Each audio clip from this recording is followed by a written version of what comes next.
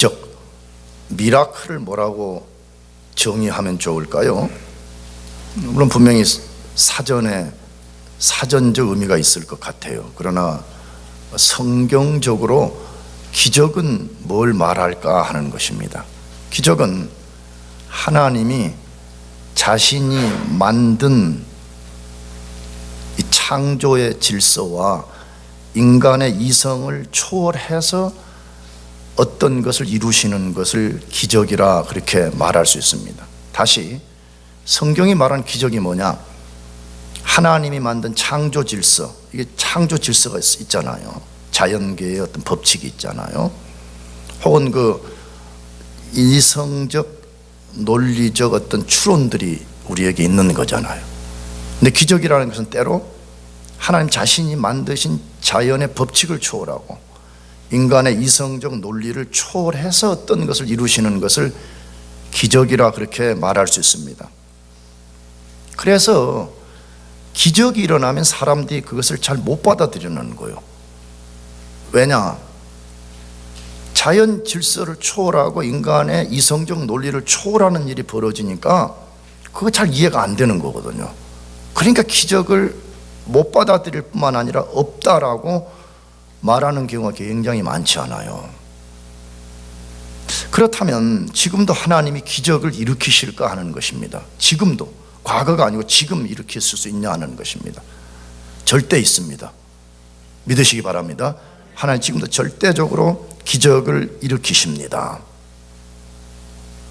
하나님은 자신이 만드신 자연 법칙을 따라서 일하시지만 필요하다고 판단하시면 언제든지 그것을 초월하는 기적을 일으키십니다. 그렇다면 우리가 그 기적을 어떻게 경험할 수 있냐는 거예요. 그것이 성경에 있는 단순 이론이 아니라 실제 어떻게 우리 삶에 실제적으로 기적을 경험할 수 있냐 하는 것입니다. 하나님 말씀에 순종할 때입니다. 하나님 말씀에 뭐 할 때라고요? 순종할 때에 기적을 경험할 수 있습니다. 물론 하나님은 우리의 순종과 상관없이 기적을 일으키실 수 있습니다. 실제 그렇게도 많이 하십니다. 그러나 우리가 순종할 때에 기적을 더하시는 하나님이라고 말씀합니다. 본문에서 그 사실을 잘 보여주고 있습니다. 본문의 내용이 뭐죠? 요나는 요나서 1장에 소개된 것과 달리 하나님의 큰 기적, 역사를 경험한 인생으로 소개되고 있습니다. 그러면 1장에 소개된 요나가 어떤 요나인지 우리가 조금 살펴볼 필요가 있는데, 하나님이 어느 날 요나에게 찾아오셨습니다. 너 니느웨에 가서 내 말을 외쳐 선포하라 라고 말씀했습니다. 그런데 철저히 불순종하고 저항하고 도망쳤습니다. 하나님이 추격했습니다.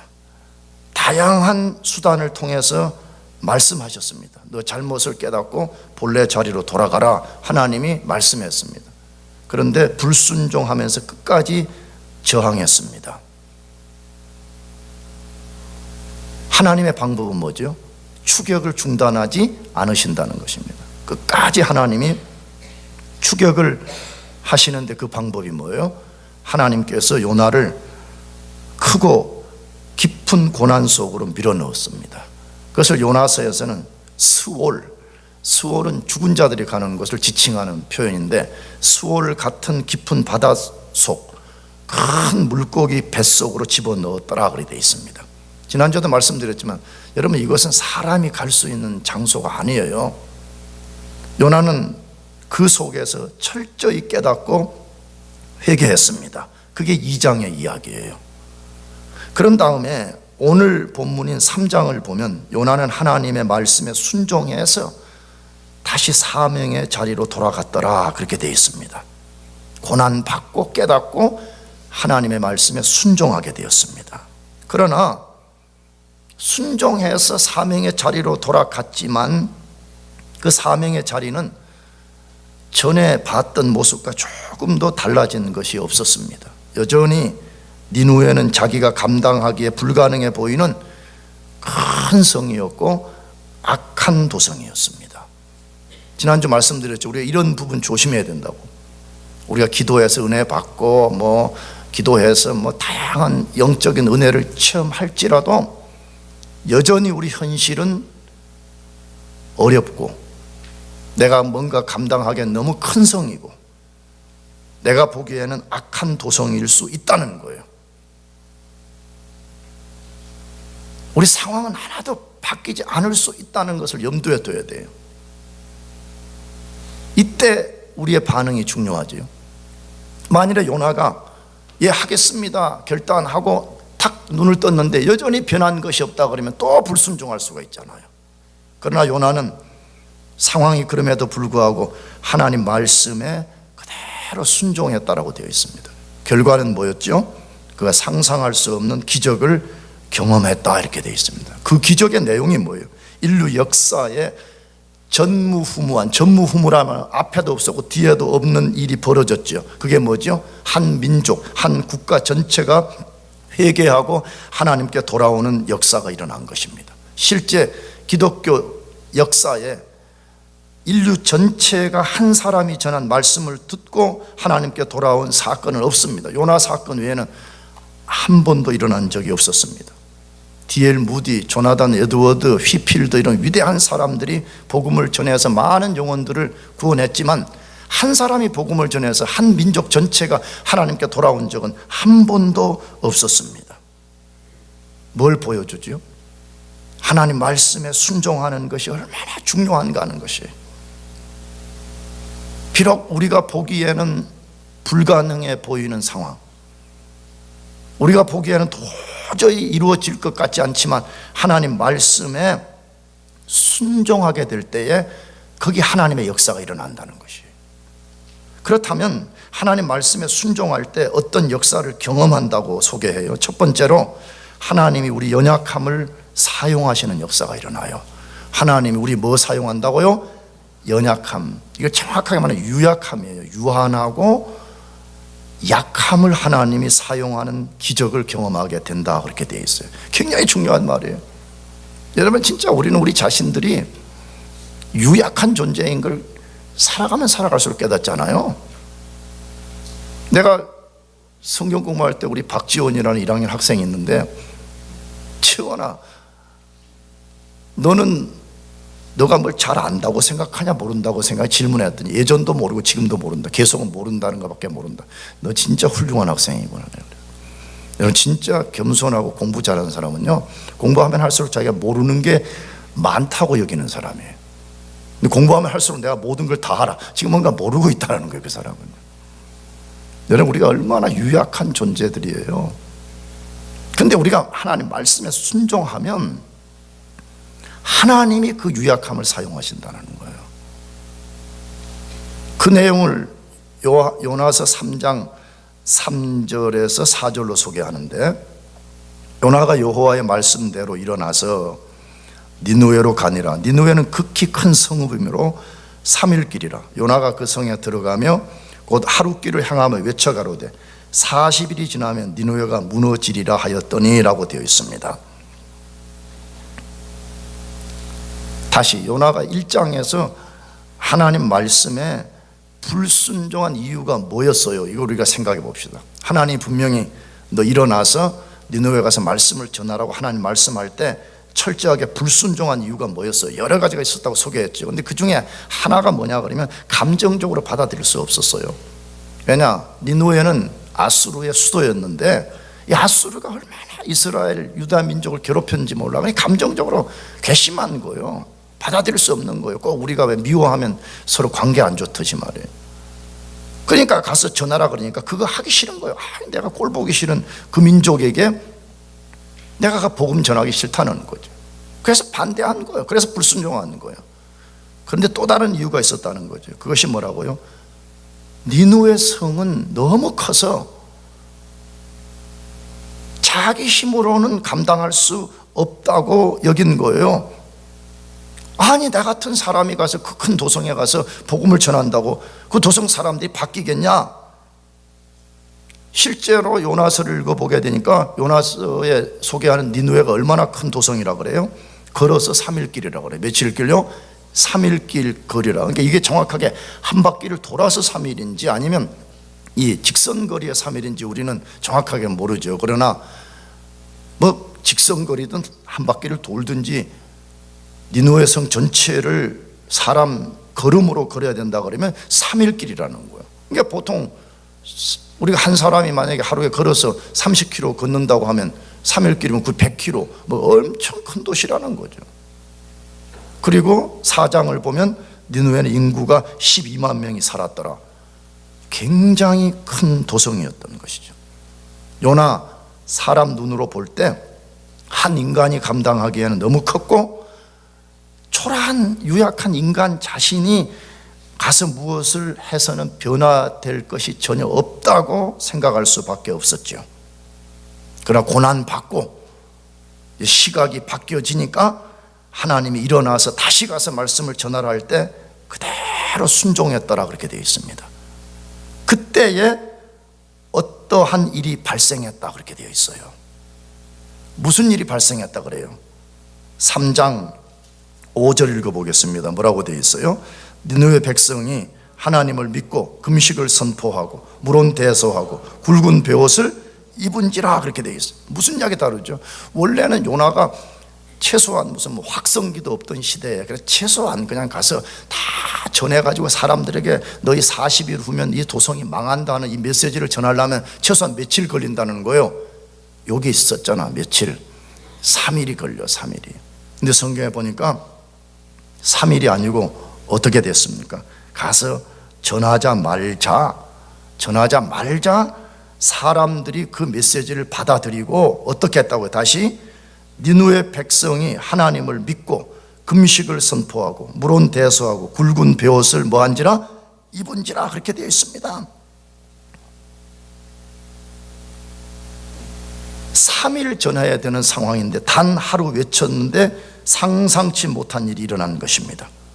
모든 백성과 왕이 회개하는 역사가 일어났다라고 되었습니다. 뭐 보여주려고 그래요? 성경은요. 요나가 무슨 일을 해서 된 것이 지금 아니라는 거예요. 그 배후에 하나님이 일하고 계신다는 거예요. 아멘이죠? 물론 요나도 가서 순종해서 소리쳤겠죠. 가서 하루 동안 가서 소리치고 최선을 다해서 회개하고 돌아와라. 40일 후면 너희 망한다. 그러나 요나 힘으로 된 것이 절대로 아님을 우리가 유추할 수 있는 것이 뭐예요? 만일에 요나의 힘으로 됐다 그러면 요나서를 어떻게 써야 되죠? 요나가 가서 3일 동안 최선을 다해서 모든 사람들에게 이 메시지를 전하고 그들이 듣고 돌아왔다 이렇게 돼야 되잖아요. 근데 아직 3일 길도 가지 않아서 단 하루 가서 외쳤는데 사람들이 회개하고 돌아오고 요나의 메시지를 직접 듣지 않은 사람조차도 간접적으로 듣고 심지어 왕궁 안에 있는 왕까지 그 소문을 듣고 회개하는 역사가 일어났다 그렇게 말하고 있죠. 뭐 말하려고 그러는 거예요? 하나님이 일하신다는 거예요. 근데 어떻게 일하시느냐? 자꾸 우리 유약한 연약한 타령하지 말고 비록 우리가 유약하지만 우리 자신을 하나님께 순종으로 드릴 때에 하나님이 그걸 사용해서 역사를 일으킨다는 거예요. 할렐루야. 왜 나도 여러분도 분명히 이 시대도 기적이 일어난다고 말하는데 큰 역사를 경험하지 못하냐는 것이에요. 그건 자꾸 우리가 하나님을 우리 이성으로 제한하기 때문에 그래요. 요나도 처음에 그런 거 아니에요? 요나도 어떻게 나 같은 사람이 가서 절대 패권 국가를 변화시킬 수 있냐는 것이. 여러분 우리도 얼마나 우리 이성으로 하나님을 제한해요? 상당히 많은 사람들이 우리가 할 수 있다고 생각되는 것만 하나님이 바꿀 수 있다고 생각해요. 도저히 불가능하다고 생각하는 것은 하나님도 할 수 없다라고 생각하고 하나님께 구하지도 않고 순종하지도 않는 것이에요. 근데 성경이 아니라고 말해요. 하나님이 진짜 기적을 베푸시는 것은 우리가 할 수 없는 그 일, 우리가 연약해서 불가능하다고 여기는 그때에 그것을 하나님께 드리는 순종을 통해서 역사를 일으키신다고 말해요. 그러므로 어떻게 보면 복음의 패러독스는 뭐냐? 약함이 능력이에요. 세상은 강한 자가 능력이라고 말하는데 성경 그렇게 말하잖아. 약할 때 진짜 능력이 임한다는 거예요. 그러니까 우리가 약한 것에서 너무 좌절할 필요가 없어요. 사실은요. 세상 사람들은 자기 강함, 자기 잘난 거 그것 믿고 사는 거거든요. 그러니까 그 능력밖에 없는 거예요. 그러나 우리가 연약하기 때문에 그 연약함을 하나님께 드리게 될 때에 만물을 창조하신 하나님이 그 연약함 속에 역사를 나타내요. 그 바울도 똑같이 말했잖아요. 고린도후서 12장 9절, 내게 이르시기를, 하나님이 바울에게 말씀하신 거예요. 내 은혜가 내게 족하도다. 왜? 이는 내 능력이 약한 데서 뭐함이라? 온전하여짐이라. 여러분, 바울은 어떤 사람? 바울은 과거에 예수 믿기 전에요, 요즘 같으면 아마 그런 인간은 없을 거예요, 어쩌면. 왜? 왕족이었어요. 왕족. 베냐민 지파의 왕족의 후손이었어요. 가장 그 당시에 뛰어난 석학 가마리엘 문화에서 직접 공부를 배운 사람이었어요. 율법에 정통한 사람이었어요. 바리새인 중에 바리새인이었어요. 그 당시에 유대인들이 쉽게 가질 수 없는 로마의 시민권을 가진 사람이었어요. 우리 교회는 그런 사람이 아무도 없어. 나 빼고. 농담이에요. 아무도 없어. 우리 교회는 그런 사람이 아무도 없어. 아니, 미국에도 그런 사람이 없어. 트럼프도 아니야. 트럼프는 돈만 많지. 그 친구는 머리가 안 좋아, 내가 보니까. 이런, 또 여기 혹시 뭐 CIA나 FBI에서 온 사람들 없지요? 없어. 그런 사람 없어. 전무후무한 사람일지 몰랐죠. 근데 자기는 과거에 그게 전부라고, 이것이 내 삶을 지탱한다고 여기고 그걸 사용하고 살았던 사람이에요. 근데 어느 날 다메섹 도상에서 부활하신 예수님을 딱 만나고 나서 예수님의 빛 앞에서 자기 자신을 딱 비춰보고 나니까 자기가 그토록 자랑하고 의지했던 것은 배설물이라고 여긴 거예요. 이 말은 공부하지 말자 그런 말이 아니에요. 공부나 이런 것들은 다 똥이다 이 말이 아니에요. 아니고 자기가 그동안에 의지했던 그것들이 가장 귀하다고 여기고 살았는데 부활하신 예수님을 딱 만나고 자기 것과 예수님을 딱 비교해 보니까 예수님의 존귀와 영광에 비해서 자기 거는 뭐라고요? 배설물 같다, 그렇게 여긴 거예요. 여러분, 그 후에 바울이 어떻게 바뀌었죠? 과거에 그토록 자기가 자랑하던 지식, 왕족, 바리새인 중에 바리새인, 이걸 다 내려놓고 하나님 앞에서 약한 자의 삶, 나는 아무것도 할 수 없습니다. 하나님의 은혜가 아니면 아무것도 할 수 없습니다.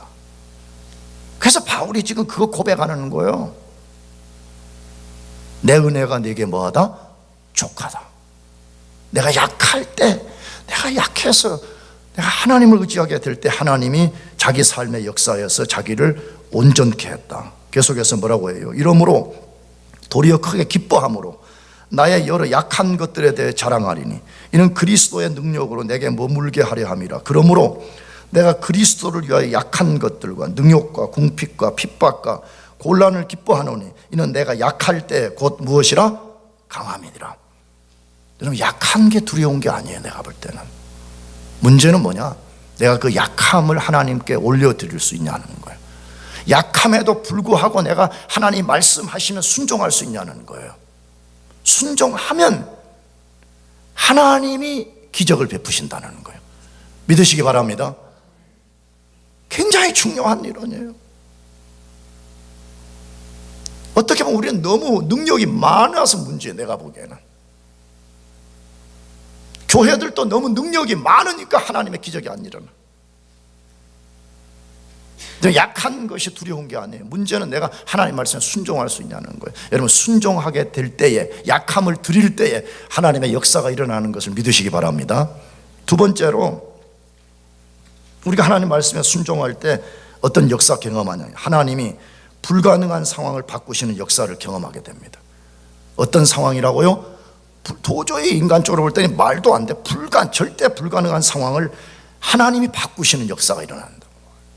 그게 요나서 3장 5절에서 6절 말씀인데, 니느웨 백성이 하나님을 믿고 금식을 선포하고 물은 대소하고 굵은 배를 입은지라 그 소문이 니느웨 왕에게 들리매 왕이 보좌에서 일어나 조복을 벗고 굵은 배를 입고 제 안전이라 되어 있습니다. 자, 이 내용 가만히 보면 사람이 볼 때 말이 되는 상황이에요? 말이 안 되는 상황이에요? 말이 안 되는 상황이잖아요. 왜? 요나가 가서 전할 때 백성들 전부가 회개하고 왕까지 회개했다. 말도 안 되는 거예요. 이게 왜 이것이 말도 안 되는 상황입니까? 요나와 아수르의 상황 혹은 이스라엘과 아수르 상황 때문에 그런 것입니다. 요나는 당시의 패권 국가였던 아수르에 의해서 이런저런 영향을 받는 아주 작은 나라의 초라한 선지자였습니다. 이스라엘에 영향받는 아수르가 아니라 아수르에 의해서 영향받는 이스라엘의 아주 초라한, 다시 말하면 아수르 관점에서 보게 되면 요나가 누군지도 모르고 선지자가 중요하지도 않고 그 인생 하나도 주목받지 못한 그런 인생이었습니다. 그렇다면 그 인생이 와가지고 40일 후에 나라가 망한다, 회개하라, 그런 말이 들리겠어요? 그래서 좀 뭐 폼나는 인생 말이에요. 아수르가 좀 인정할 만한 세상적인 뭔가를 가진 사람이 와서 말하면 그래도 뭐 조금이라도 귀를 기울일 수가 있는데 얼마나 꾀죄죄했겠어요. 글쎄, 나는 이게 나의 개수가 약간의 조크인데 고래 뱃속에 들어갔다 나와가지고 뭐 옷은 제대로 뭐 갖춰졌을까, 머리는 뭐 나처럼 단정했겠어요? 나 멋있죠? 계속 좋아. 우리 정범이 계속 좋아. 지난주부터. 얼마나 꾀죄죄하고 얼마나 볼품이 없었겠어요. 만일에 옷도 못 갈아입었다, 만일 옷도 뭐 지중해 물에다가 빨았다고 하면 비린내가 얼마나 났겠어요. 그 물고기 뱃속에 들어갔다 나왔으니까. 여러분, 그런 사람이 와서 40일 후에 이 나라가 망한다 그렇게 말하면 정말 웃겨도 너무 웃기는 거잖아요. 우리가 알지만 고대나 현대나 나라에는 왕 한 사람만 있는 게 아니잖아요. 나라를 지탱하는 수많은 싱크탱크들을 두어가지고 우리나라가 경제적으로 정치적으로 미래에는 어떻게 될 것인가를 매일 연구하는 사람이 있잖아요. 그리고 그 사람들이 제일 중요한 나라의 현재와 미래에 될 썸머라이저에서 왕에게 매일 보고를 하는 거잖아요. 한 번도 그런 얘기를 한 적이 없어요. 근데 어느 날 이상한 꾀죄죄한 인간이 나타나가지고 40일 후면 이 나라가 뭐 한다고요? 망한다, 이렇게 말했다는 거예요. 근데 그 말을 들은 백성 전체와 왕이 회심하는 역사가 일어났다는 거예요. 우리가 한번 다시 그 성경 안으로 들어가 봅시다. 우리가 그 상황에 있다고 생각하면 어떻겠어요? 말도 안 되는 거잖아요. 도저히 인간적으로는 가능성 1도 없는 그런 상황이잖아요. 그런데 더 불가능한 상황을 우리가 주목할 일이 있어요. 뭐죠? 땅에서 절대 권력을 휘두른 왕이 요나가 전한 메시지를 직접 들은 것도 아니고 본문에 뭘 통해서 들었다 그래요? 소문을 통해서 들었다 그래 돼 있어요. 야, 이게 참 놀라운 일이죠. 직접 왕을 아련하고 전에도 믿을까 말까 하는데 뭐 통해서 들었다고요?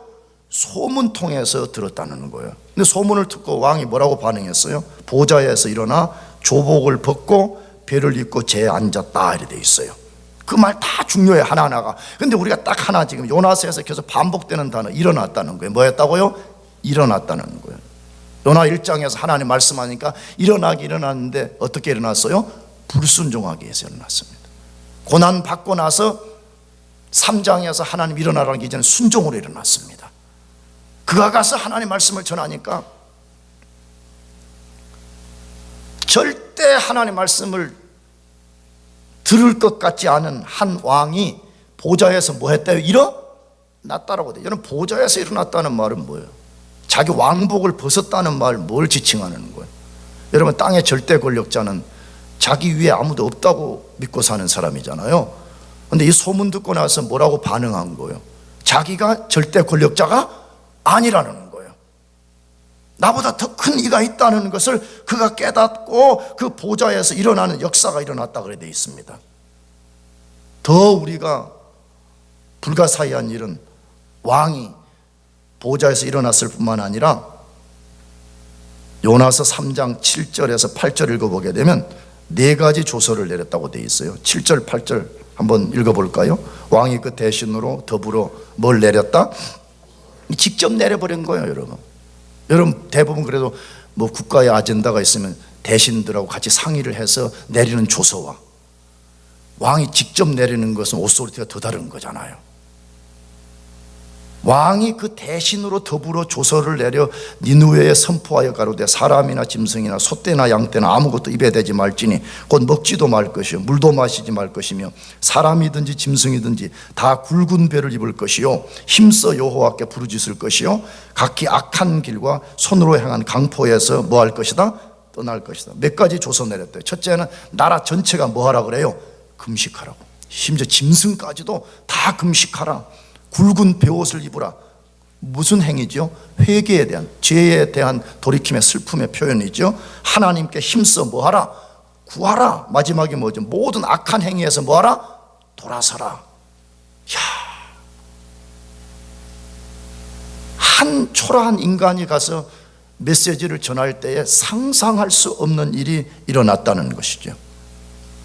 근데 왜 아수르 왕이 그런 조서 내렸다 그래요? 3장 9절 하나님이 혹시 뜻을 돌이키시고 그 진노를 그치사 우리로 멸망치 않게 하리라. 그렇지 않을 줄 뭐라 그랬어요? 누가 알겠느냐? 참 놀라운 일이에요. 하나님을 전혀 알지 못했던 한 왕이 엄청난 변화가 일어나는 거죠.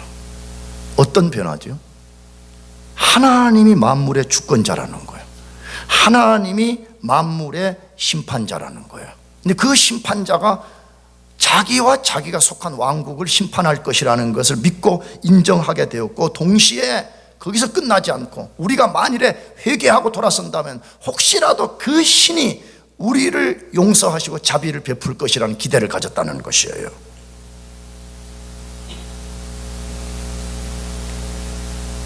자, 그렇다면 이 불가능한 상황을 누가 바꾸는 거예요? 우리 다시 말하면 요나가 아닙니다. 물론 요나는 최선을 다한 것이 사실이지요. 불가능을 가능으로 바꾸시는 분은 하나님입니다. 믿습니까? 하나님만이 그 일을 하실 수가 있는 것입니다. 우리가 이것을 믿어야 됩니다. 예수 믿는다는 게 뭐냐는 거예요. 다시 내가 도전합니다. 예수 믿는 거 단순히 교회 나오는 거 아니에요. 단순히 내 교회에서 무슨 집사다, 장로다, 목사다, 여러분 그런 명함 내밀고 사는 것이 예수 믿는 거 아니잖아요. 예수 믿는 것은 이 세상 가치관과 다르게 사는 거예요. 이 세상 원리와 다르게 사는 거예요. 어떻게 다르게 사는 거죠? 때로 우리에게 불가능한 상황이 우리 앞에 펼쳐져요. 내 힘으로는 불가능해요. 그러나 내가 하나님을 믿고 순종하면 하나님이 그걸 바꾸실 것이라는 걸 믿고 사는 거예요. 할렐루야. 여러분 그걸 우리가 얼마나 많이 경험하고 살아요.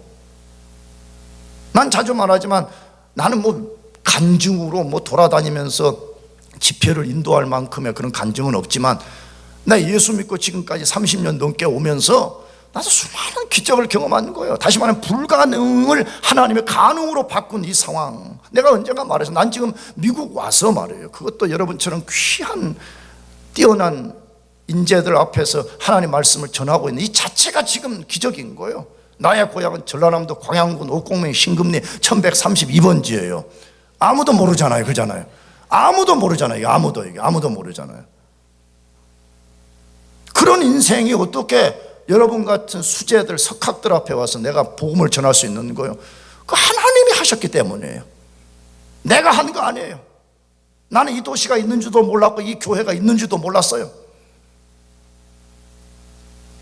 문제는 우리가 순종할 거냐 안 할 거냐에 달려있는 거예요. 하나님 말씀하실 때에 눈으로 볼 때 불가능한 상황이 얼마나 많아요.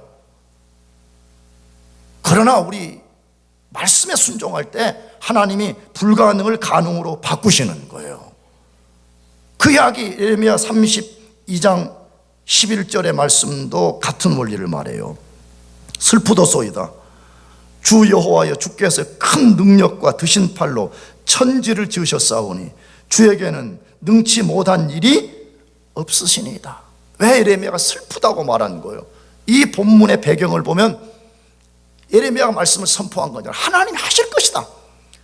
너희들이 비록 죄를 지어서 바벨론의 포로로 잡혀가 있지만 하나님이 다시 포로지에서 돌릴 것이라고 말씀해. 근데 이스라엘 백성 믿음이 없으니까 못 받아들이는 거예요. 말도 안 되는 소리 아니야. 우리가 바벨론의 포로로 잡혀간다는 것도 이해할 수 없지만 설령 우리가 바벨론에 가서 포로로 잡히면 그 절대 패권 국가 아래에서 어떻게 우리가 자유케 될 수 있냐는 거예요. 그건 불가능하다, 말도 안 되는 소리를 너가 하는 거 아니냐, 그렇게 말할 때 예레미야가 뭐하다고요? 너무 슬프다는 거예요. 이 일을 주관하시는 하나님이 누구인가를 너희들이 모르는구나, 그 말이에요. 그분은 천지를 창조하신 분이라는 거예요. 전능하신 분이라는 거예요. 능치 못하심이 없는 분이라는 거예요. 문제는 우리에게 있다는 거죠. 우리가 진짜 하나님의 말씀에 순종할 수 있냐는 거예요. 그렇다면 우리가 불가능해 보이는 상황 속에서도 하나님은 불가능을 가능으로 바꾸신다는 것입니다. 그걸 믿으시기 바랍니다. 마지막 세 번째로 우리가 하나님 말씀에 순종하면 어떤 역사를 경험하게 돼요? 하나님이 자기 뜻을 돌이키시는 역사를 경험하게 돼요. 하나님이 누구 뜻을 돌이켜요? 하나님 자신이 정한 뜻을 바꾸시는 역사를 경험하게 된다는 것이에요. 요나서 3장 10절에 하나님이 그들의 행한 것, 곧 그 악한 길에서 돌이켜 떠난 것을 감찰하시고 뜻을 돌이키사 그들에게 내리리라 말씀하신 재앙을 내리지 아니하시니라 라고 되어 있습니다. 자, 다시 요나가 가서 말씀에 순종해서 하나님의 말씀을 외쳤어요. 백성과 그걸 왕이 듣고 회개했어요. 그때 무슨 일이 벌어졌대요? 하나님이 40일 후에 심판하겠다고 한 뜻을 돌이켜 주셨다, 이렇게 되어 있어요. 굉장히 중요한 비밀을 말하고 있죠. 며칠 후에 심판받는다고요? 40일. 근데 성경에는 40일이라는 날짜가 굉장히 중요한 미닝을 갖고 있다고 우리에게 말해요.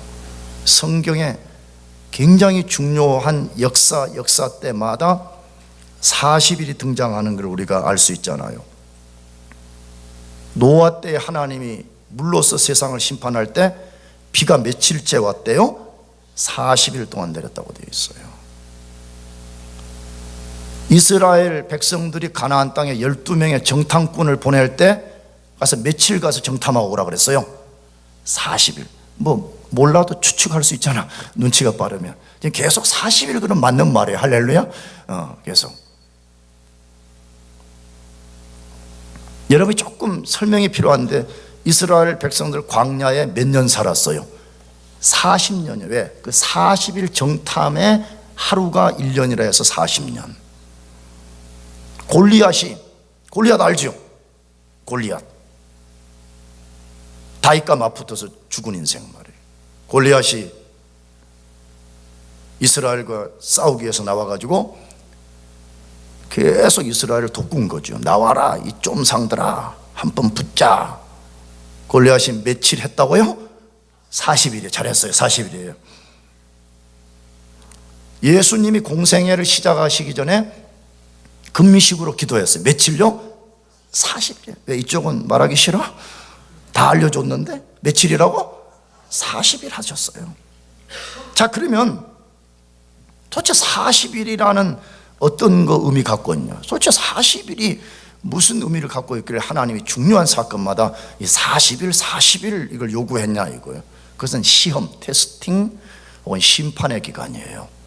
다시 말하면 하나님이 심판 전에 베푸시는 자비의 기간인 것입니다. 하나님이 지금 뭐 하는 거야? 니느웨 백성들에 가서 선포해라. 40일은 망한다. 여러분, 이 말씀에 너희들이 40일 후에 돌이키지 않는다면 너희는 끝내 뭐하고 말 것이다.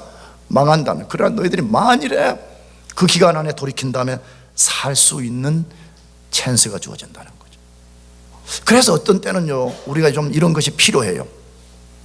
어떤 때는 우리가 하나님 기도할 때 그냥 아버지 하면 그냥 응답돼요. 어떤 때 기도 안 한 것도 응답해줘요. 근데 그런 걸 울거먹는 사람들은 재미없어요. 어떤 때는 하나님 우리에게 아주 귀한 것을 주실 때는요, 우리 믿음을 테스팅해봐요. 너 끝까지 그 길을 갈 수 있겠냐? 그래, 내가 너 인생의 공급자여 주관자라는 걸 믿고 너가 끝까지 해볼 수 있겠냐는 거예요. 그러니까 때로는 우리가 며칠 정도 기도해보는 게 필요해요. 꼭 이쪽이 문제야. 지금 며칠 해보자고? 40일을 좀 해보자는 거예요.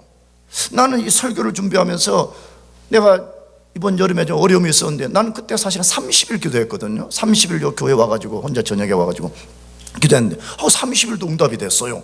근데 내가 40일을 했더라면 어땠을까? 더 큰 은혜가 있었겠구나. 그래, 앞으로 기회 되면 40일 하려고 그래. 할렐루야. Follow me. 한 소리 왜 아멘이 없어요?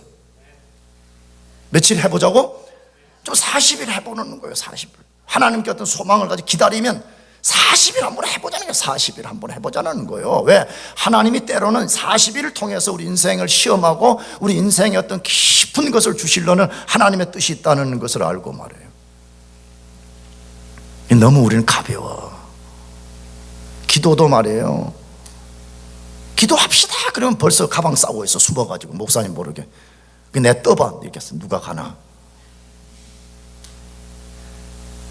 너무 쉽게 무릎을 좀 털어버리고 일어나지 말고 하나님 앞에 하나님 깊이 좀 하나님께 구하고 하나님과 좀 교제하고 좀 그래 보면 좋겠어.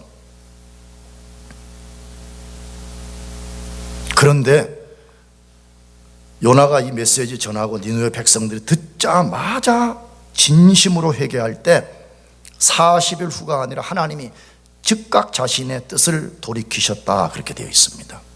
이걸 우리가 배우는 게 필요한데 하나님의 뜻에는 두 가지가 있습니다. 크게 절대 돌이킬 수 없는 뜻과 돌이키시는 뜻이 있습니다. 절대 돌이킬 수 없는 것은요, 모든 인류가 다 동원해서 기도해도 바꿔지지 않는 거예요. 여러분 그건 뭐 있겠어요? 죄의 삭슨 사망이다. 여러분 모든 인간이 죽잖아요. 죄의 뭐 때문에 죽지요? 삭 때문에 죽는 거예요. 이걸 바꿔서 물어봅시다. 그러면 우리 아버지 어머니가 안 죽게 하려고 스테디 칼리지 사람들 다 동원시켜가지고 여기 와서 철야하고 금식하고 한다 할지라도 죽어버린 사람을 살릴 수 있어요? 없어요? 안 됩니다. 그것은요, 그건 하나님이 정한 작정적 뜻인데 이건 아무도 바꿀 수가 없습니다. 모든 인간이 예수님을 통해서만 하나님께 오신다 하는 하나님의 뜻, 아무도 바꿀 수 있어요? 없어요? 없습니다. 이런 거 잘 들어야 됩니다. 새 생명 때도 다루지만 자꾸 여러분들이 뭐 우리가 믿는 우리가 믿는 하나님과 알라와 같은 신이냐 자꾸 그런 질문했었는데, 질문하는 건 좋은데 이런 이해가 없어서 그러는 거잖아요. 지금요, 우리 인간이 하나님께 이룰 수 있는 유일한 길은 내가 길이요 진리요 곧 생명이신 누구를 통해서만? 예수님 통해서만 가. 이건 하나님이 정한, 이거는 모든 인류가 동원돼서 하나님 예수님 말고 알라를 통해서 가게 해줘, 장부안이를 통해서 가게 해줘서 바꿀 수 있어요? 없어요? 그건 절대로 바꿀 수가 없어요. 예수님이 마지막 날 이 세상을 심판함과 동시에 구원하기 위해서 보내시는 하나님의 뜻, 인간이 막을 수 있어요? 없어요? 막을 수도 없고 바꿀 수도 없는 거잖아요. 온 인류가 동원돼도 이것은 바꿀 수가 없어요. 그러나 하나님이 자신의 뜻을 돌이키시는 것이 있습니다. 그것은 지금 우리가 보는 것처럼 아수르에 대한 자신의 뜻을 철회하시는 것과 같은 것들이에요. 근데 그것이 대표적으로 뭐냐? 우리 어떤 죄의 문제, 삶의 어떤 꼬여있는 문제, 이것을 우리가 하나님 앞에 나가서 우리가 바르게 반응하게 될 때 하나님이 그 뜻을 돌이키신다고 말씀하고 있습니다. 여러분 이런 거 조심해야 됩니다. 상당히 많은 사람들이 하나님의 원리를 오해해서 하나님은 우리 인생을 운명론 쪽으로 가둬놓았다고 생각해요. 그걸 결정론이라고 그래요, 신학에서는. 그래서 내가 아무리 해도 안 된다고 생각해요. 하나님이 운명을 정해놨다는 거예요. 그래서 이렇게 또 가르치는 사람도 있다 그랬죠. 신입생들 때문에 목사님 팁 하나 알려주는 거예요. 아멘. 근데 뭐냐, 간혹 잘못된 가르침을 하는 기독교 지도자들 중에서 창세전에 내 부인, 내 아내 다 하나님이 정하였다는 거예요. 그렇기 때문에 죽도록 기도하라는 거예요. 여러분 그 맞는 것 같지만 맞지 않습니다. 물론 하나님이 창세전에 모든 걸 아시는 분이 있기 때문에 다 아시지만 하나님 반드시 그 짝지어 나가지고 그거 못 만나면 인생 비극에 빠진다, 그런 거 있어요? 없어요? 없습니다. 예수 잘 믿고 믿음 좋은 사람과 결혼하면 됩니다. 아멘. 그러니까 그런 결정론, 운명론에 얼마나 많은 사람들이 빠져있는지 몰라. 그런 사람들의 특성은 뭐죠? 결혼해가지고 자기가 말씀대로 안 하는 거. 쉽게 말하면 남편 입장에서 아내를 사랑해주고 아내는 남편에게 순종하는, 이혼이라고 막 싸우고 매번 막 냄비 던지고 밥상 얻고 막 이혼 법정까지 갔다가 다시 돌아오기를 몇 번 하고. 그럼 그 사람들은 뭐라고 생각하죠? 내가 하나님이 정한 운명의 남자를 만났어야 되는데 운명의 여자를 만났는데 못 만나가지고 내가 이 꼴이 났다고 막 그러는 거예요. 그런 거 없어요. 할렐루야. 그런 거 없어요. 그런 거 없어요. 내가 이해한 바로는 하나님은 상당히 많은 부분에서 우리가 잘못을 돌이키고 하나님께로 돌아가서 순종하기만 하면요, 하나님께서 많은 것을 바꿔주세요. 할렐루야. 많은 것을 바꿔준다고 말해. 여러분, 그 내용을 요나서를 통해서도 말하지만 에레미야서 18장 7절에서부터 10절까지 말씀하는데 천천히 잘 여러분 들어보세요. 읽어보세요. 같이 시작. 내가 언제든지 국가를 뽑거나 파하거나 멸하리라 한다고 하자. 만일 나의 말한 그 민족이 그 악에서 돌이키면 내가 그에게 내리기로 생각하였던 재앙에 대하여 뜻을 돌이키겠고, 내가 언제든지 어느 민족이나 국가를 건설하거나 심으리라 한다고 하자. 만일 그들이 나 보기에 악한 것을 행하여 내 목소리를 청종치 아니하면 내가 그에게 유익케 하리라 한 선에 대하여 뜻을 돌이킬 것이다. 설명 필요 없죠? 비록 현재 우리 삶이 죄 때문에 뭔가 잘못되어 있어요. 뭔가 인생이 좀 꼬여 있어요. 뭔가 인생이 잘못되어 있어요. 안 풀려요. 여러분, 그럴 때라도 낙심할 것이 없습니다. 하나님이 우리 인생을 결정론적으로 탁 가둔 것이 아니에요. 우리가 거기서 돌아선다 그러면 누구도 뜻을 돌이킨다 그래요? 하나님도 뜻을 돌이킨다고 말해요.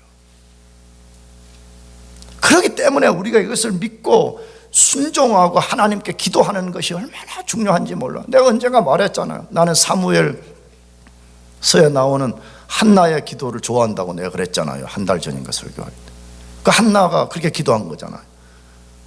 거름더미와 같은 곳에 앉은 나를 드사, 이렇게 드사라는 말을 이렇게 세웠다고 말이에요.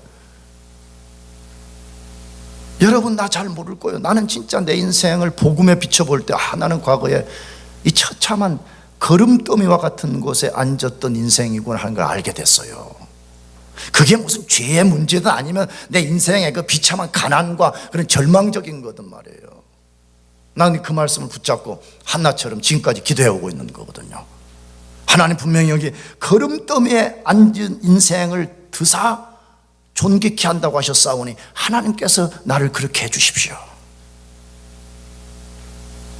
대부분의 인생이 망하고 인생이 꼬이는 것은요, 하나님의 결정론 때문이 아니라니까요. 하나님 말씀에 순종하지 않는 우리의 문제인 거예요. 하나님께 기도하지 않는 우리의 문제인 것이에요. 하나님 분명히 말씀했어요. 우리가 만일에 죄를 범해서 파멸에 떨어져 있다 할지라도 우리가 회개하고 하나님께 돌아가게 되면 하나님이 뜻을 돌이키신다고. 할렐루야. 이걸 믿읍시다. 아멘. 그렇기 때문에 여러분, 현재 처한 어떤 환경을 자꾸 거기에 빠져서 자기를 제한하지 말아요. 자녀들을 양육하는 것도 마찬가지 아니에요? 무슨 한국 기독교 서점에 나 읽어보지는 않았지만 제목이 주 안에서 자녀를 디자인하라 제목이 있다고 나왔길래, 자녀를 뭐 하라고요? 디자인하라고 나왔길래 이건 또 팔아먹으려고 누가 냈구나. 뭘 자녀를 디자인해? 하나님께 맡겨야지. 아멘. 하나님께 맡기면 하나님이 얼마나 자녀들을 잘 키워요.